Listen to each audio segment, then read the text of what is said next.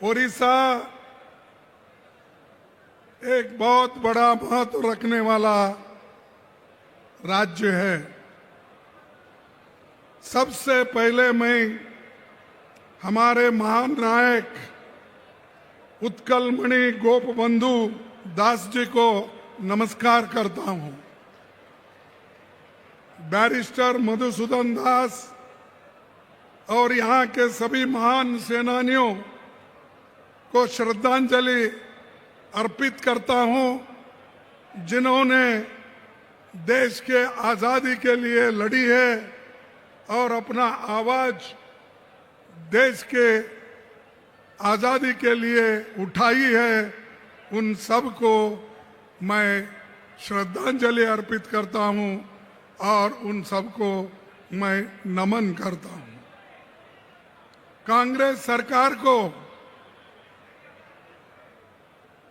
कांग्रेस सरकार यहाँ पर जब थी और केंद्र में जब थी, तब यहाँ पर प्रदीप पोर्ट,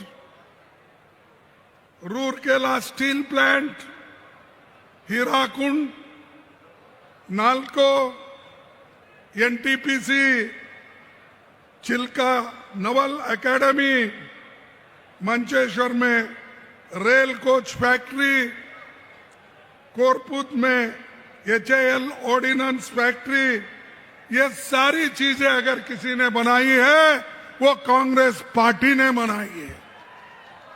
मेरे को बताओ, मोदी जी कौन सा फैक्ट्री यहां पर लाए हैं? क्या काम उन्होंने किया है हमारे ओडिशा के जनता के लिए?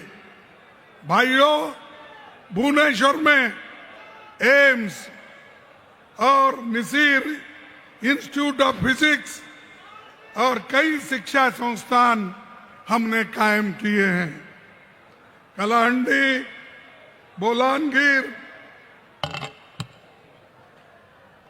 बोलानगीर और कुर्तापूत केपी के जिलों में ट्रांसफॉर्मेशन की योजना बनाई है। नेहरू जी के प्रधानमंत्री काल में भुवनेश्वर को अगर राजधानी किसी ने बनाई, वो पंडित जवाहरलाल नेहरू जी ने बनाई। ये कोई नहीं थे।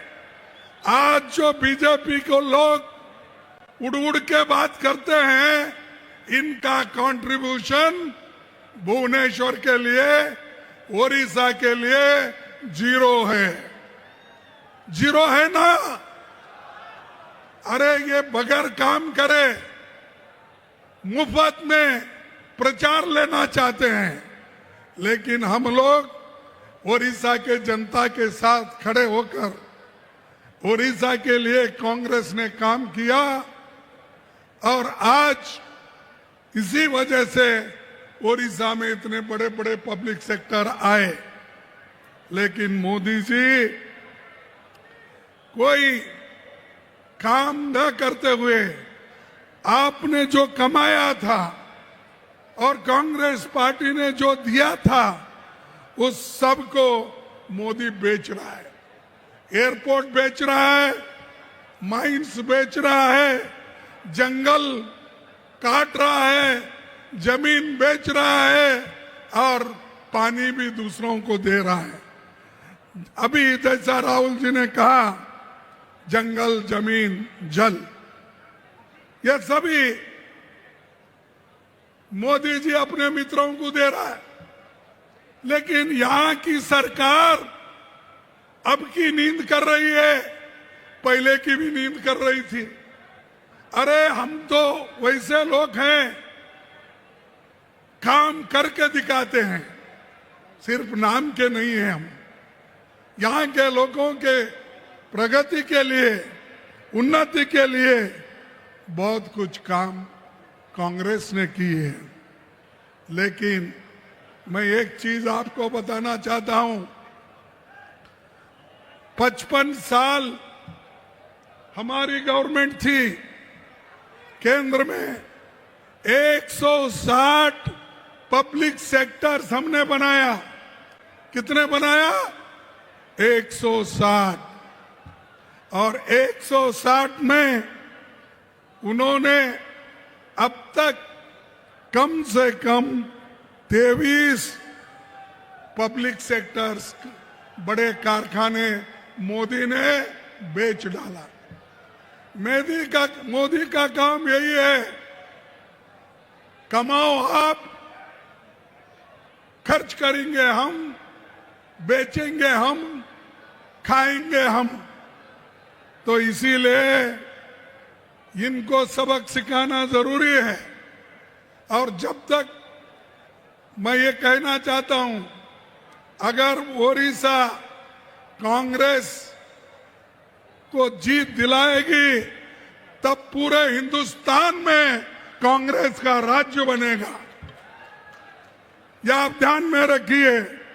और कौन से भी बीजेपी हमेशा ये करती है कि पहले तो चीफ मिनिस्टर चुनती है, उसके साथ ही साथ अदानी अंबानी पीछे लगते हैं।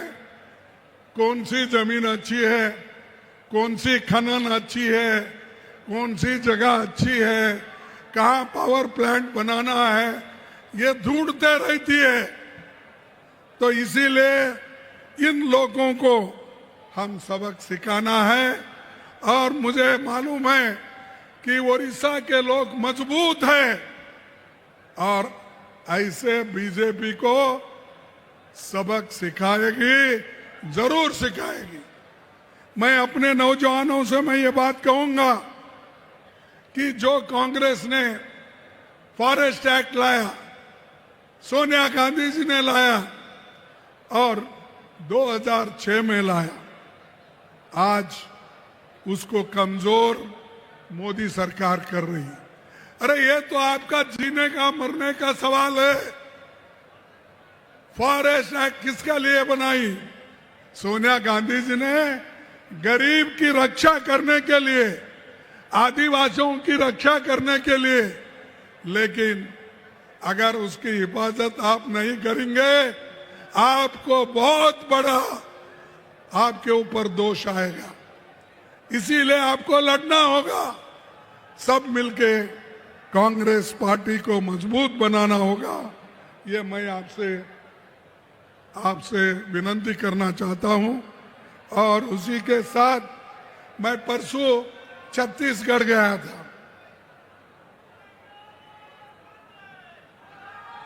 मैं छत्तीसगढ़ गया था, वहां भी यही है, जितने भी आदिवासी के लोगों के जमीन है, जंगल है, वो काटने शुरू किए हैं।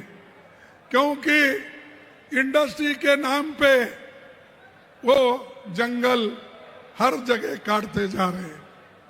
तो ये दोस्तों, मैं आप सबको यही कहूंगा, मोदी का एजेंडा ये है कि इस देश के संविधान को खत्म करना। वो कहते थे 400 पार तुम सीट दो, इस बार 400 पार आएंगे। तुम अगर सीट देंगे तो हम संविधान बदलेंगे, ये उनका वायदा था।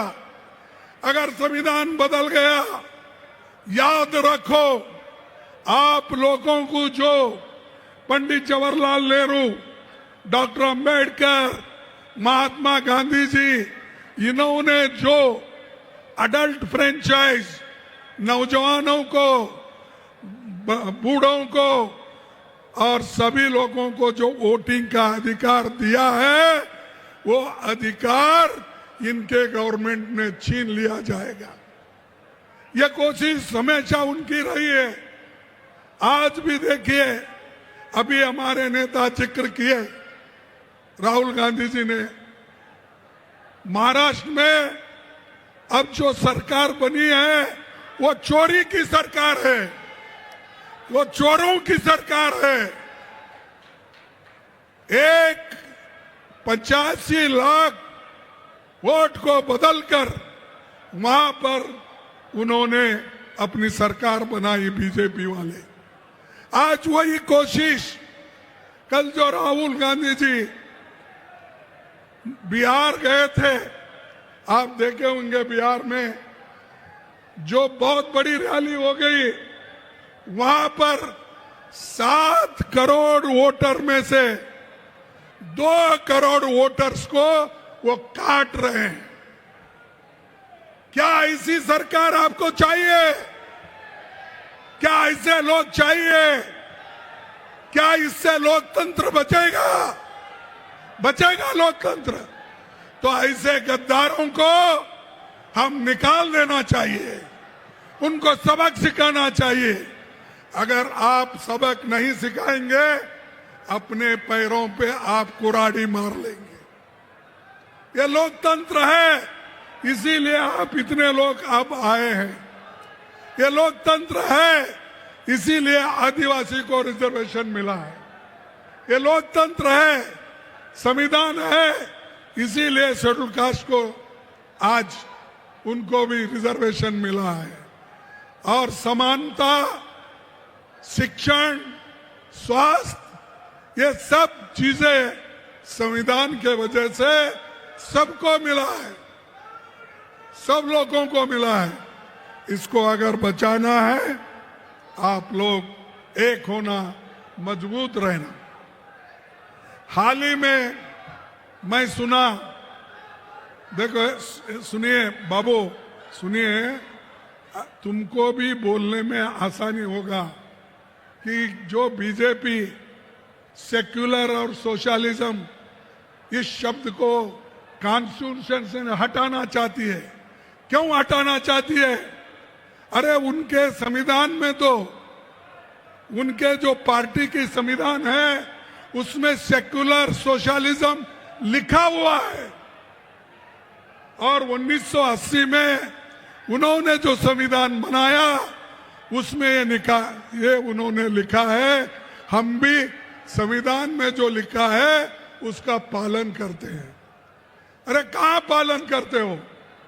हर जगह आरएसएस और बीजेपी ऐसे बातें कहते हैं, गरीबों के खिलाफ कहते हैं, संविधान के खिलाफ कहते हैं।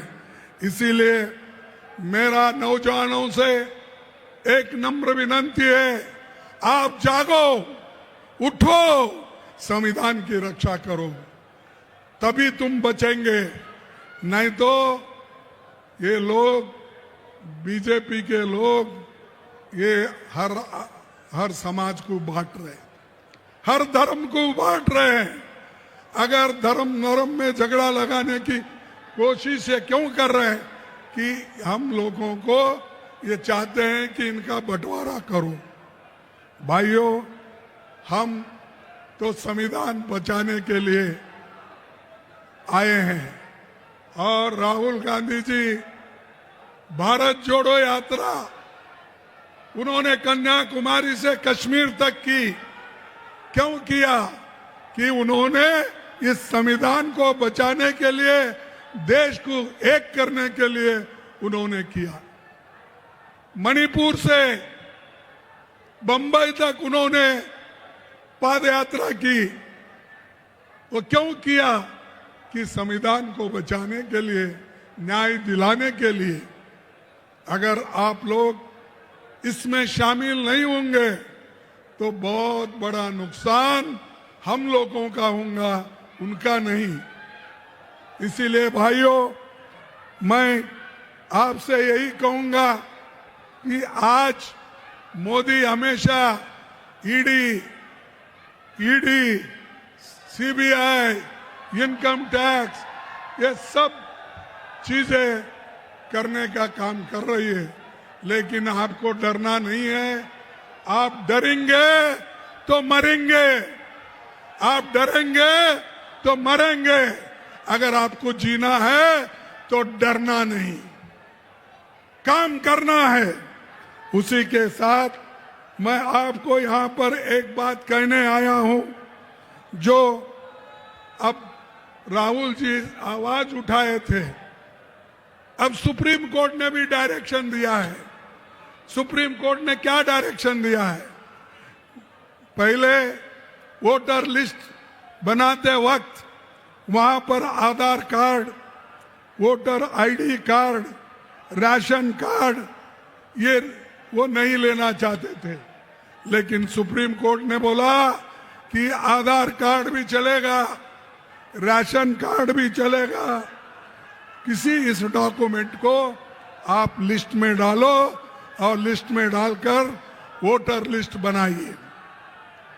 भाइयों, आप तमाम लोगों को मैं एक बात कहना चाहता हूं, मोदी जी कितने झूठ बोलते हैं, बीजेपी कितनी झूठ बोलती है। उन्होंने ये जो हिंदुस्तान पाकिस्तान का युद्ध हो रहा था,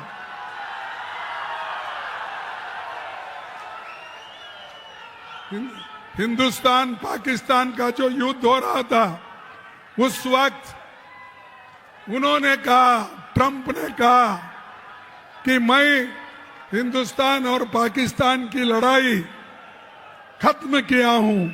मैं उनको कहा हूं कि ये लड़ाई बंद करो, उन्होंने फौरन बंद किया।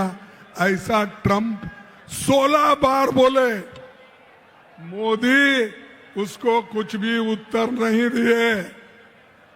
और क्यों नहीं दिए? उनके पास ट्रंप के खिलाफ बोलने की हिम्मत नहीं थी। जब उनके पास हिम्मत नहीं है, ऐसे लोग देश की हुकूमत नहीं कर सकते। जिसके पास ताकत नहीं, जो आदमी ताकत से नहीं लड़ता, उस आदमी को इस देश के ऊपर, जिस देश का रक्षण करने की हिम्मत नहीं है, उनको हम कभी लीडर नहीं मानेंगे। और दूसरी बात, यहां पर जो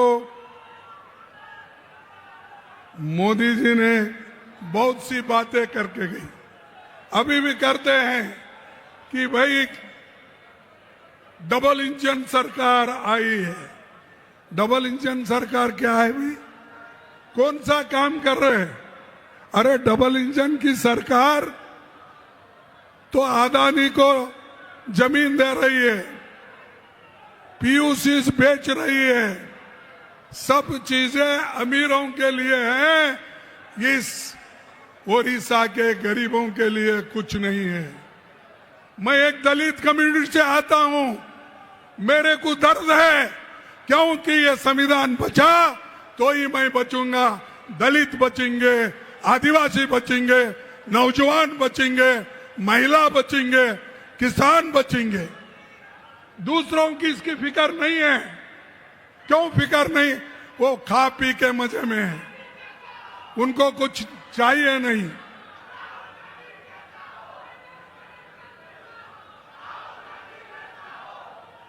अरे जरा चुप बैठो भाई, बाद में तुम्हारा जोश दिखाओ। इलेक्शन आ रहे हैं नजदीक, उस इलेक्शन में अगर जीत के आए तो हम आपके ऐसे 100 ललकार सुनेंगे। थोड़ा पहले सुनने का सीखो भाइयों। और एक बात आपको ये कहूंगा कि राहुल जी मणिपुर गए तो मोदी क्यों नहीं गए भाई? मोदी क्यों नहीं गए? आज तक नहीं गए। 42 विदेश देशों में उन्होंने घूमा, 42 देशों में आज तक गए हैं। अभी भी 8 राष्ट्र का घूम रहे हैं, मालदीव्स को जा रहे हैं। अरे ये सब देशों को आप जा सकते हो, क्यों मणिपुर नहीं जाते? वहां रेप हो रहे हैं, घर जलाए जा रहे हैं, लोग बच्चों की शिक्षा नहीं है, स्कूल बंद है, ये सब हो रहा है। मोदी उधर पैर नहीं रख रहे। इतने जहाज है उनके पास, क्या उनको 1-2 घंटे टाइम नहीं मिलता? आपको पाकिस्तान के लोगों को बिन बुलाए जाकर उनसे गले मिलते हो, हर लीडर से जाकर गले मिलते हो, तो क्या आपको मणिपुर के महिलाओं का रक्षण करने के लिए, महिलाओं को, बच्चों का रक्षण करने के लिए, वहां के जो इतनी भारी आपस में लड़ाई चल रही है उसको शमन करने के लिए आप क्यों नहीं जाते, ये मैं पूछता हूं। लेकिन उनको देश के बारे में हमदर्दी नहीं है, उनको सिर्फ गले में मेरे को कौन बुलाकर कौन वो उनका देश का हार डालेगा, किस देश में जाके मैं वो सर्वोच्च पद लेऊं, इसमें ज्यादा उनका ध्यान है। और मैं आपसे ये कहना चाहता हूं कि ये उनके पास उधर जाने की हिम्मत नहीं है और वो जाना भी नहीं चाहते। और मैं खास करके SC ST और अल्पसंख्यक समुदाय के उनके भय को निकालना चाहता हूं। मैं चाहता हूं आदिवासी भाइयों, शेड्यूल्ड कास्ट के लोगों, किसान के जितने भी लोग हैं और युवक हैं, आपको लड़ने का सीखना चाहिए, आप लड़ना चाहिए। और मैं यही कहीं दलित लोगों से भी कहूंगा, आदिवासियों से कहूंगा कि तुम अगर लड़ेंगे नहीं तो तुम निश्चित रूप से मरेंगे। तुमको दबाने वाले लोग हैं, तुमको दूर रखने वाले लोग हैं, मनुस्मृति को लाके तुमको मंदिर से दूर रखते हैं, तुमको हर देवल से दूर रखते हैं। मैं हाल में सुना यहाँ पर जो एक हालात हो गई,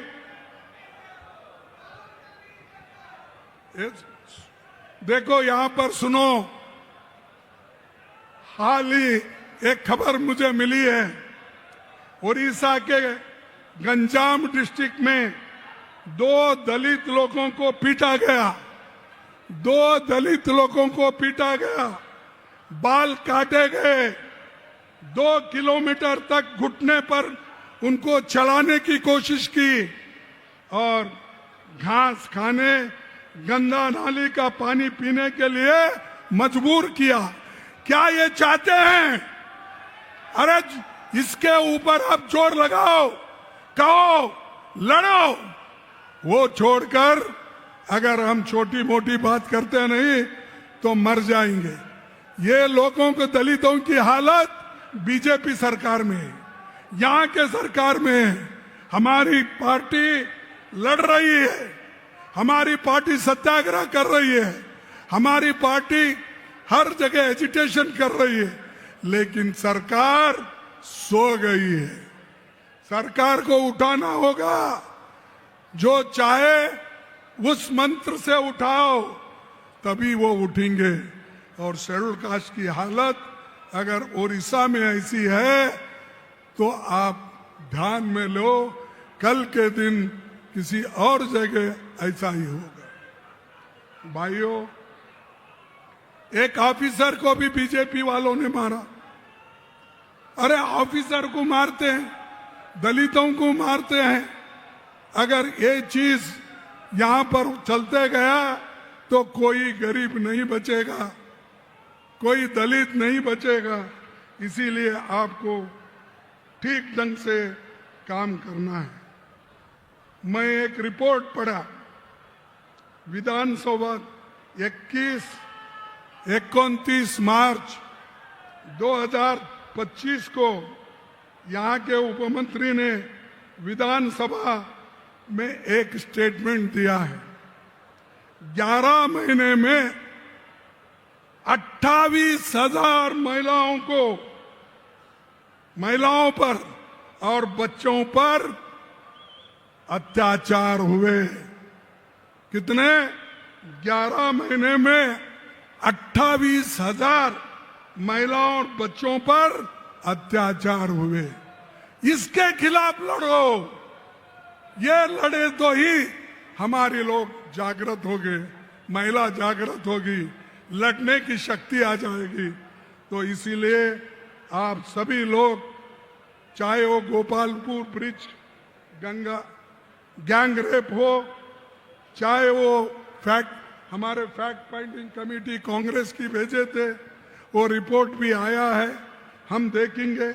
उसके बाद में सदन में भी इस बात को हमारे लोग उठाए हैं और आने वाले दिनों में भी इसके बारे में ज़्यादा से ज़्यादा लोग ये सवाल को उठाएंगे। और एक मैं खास करके कहना चाहता हूं, यहाँ पर कमीशन खोरी बहुत है। अरे सैंड बेचते हैं, फॉरेस्ट बेचते हैं, हर चीज बेचने का, कमीशन खाने का। तो ऐसे बीजेपी के लीडरों को, गुंडों को आपको ठीक करना होगा। जैसा ठीक करना है वैसा ठीक करो।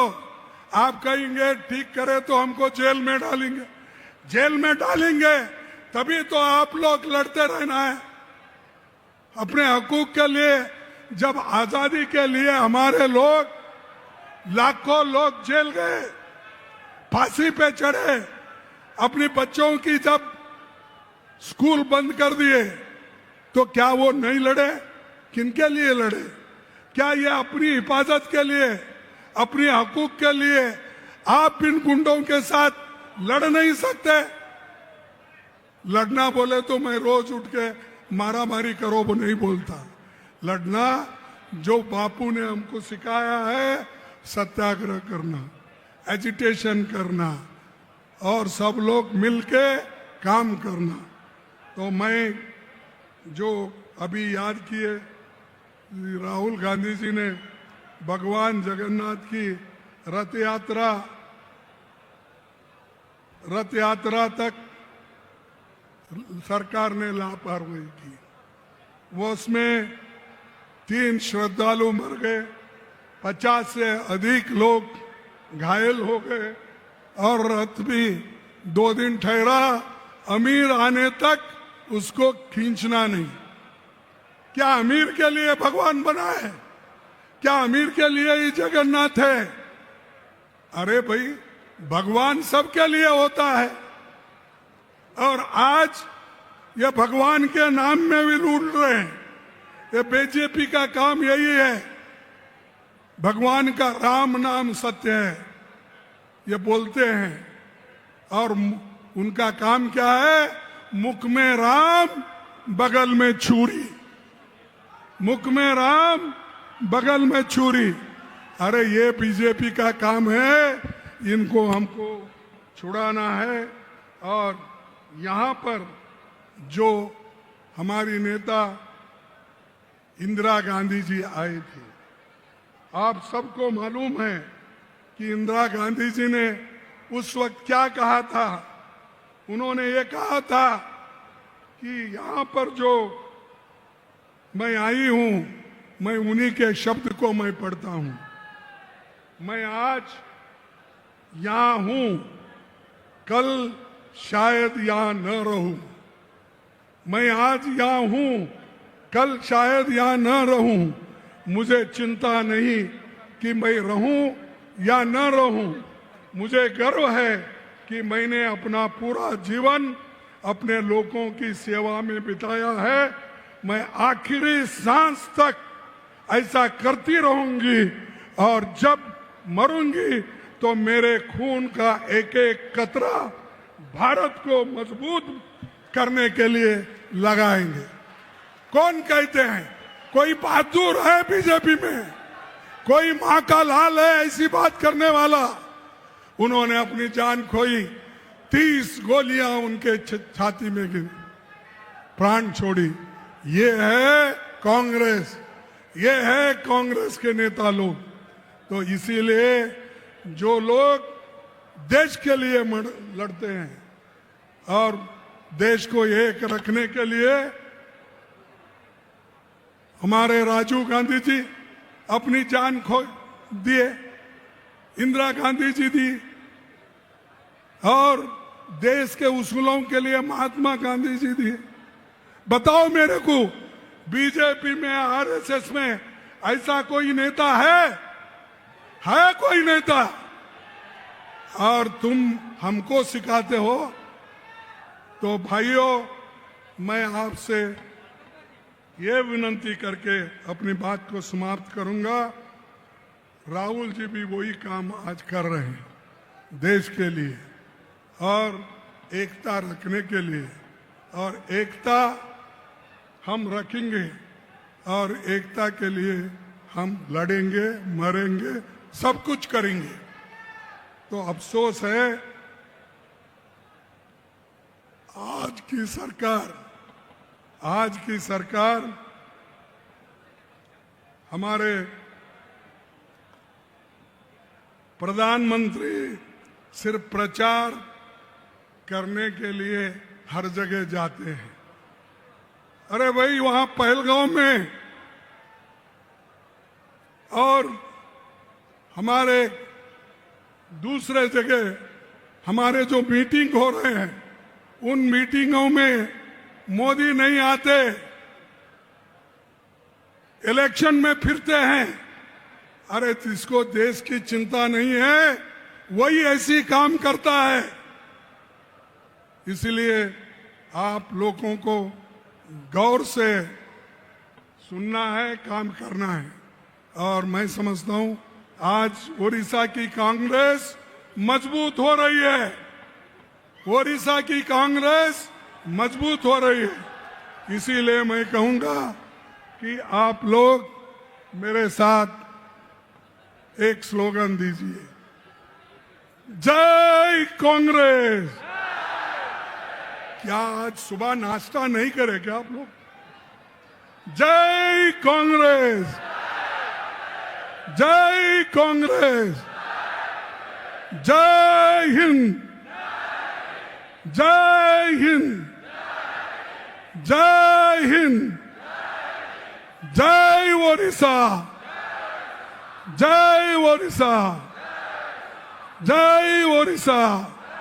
आप सभी को धन्यवाद, नमस्कार, जय भीम।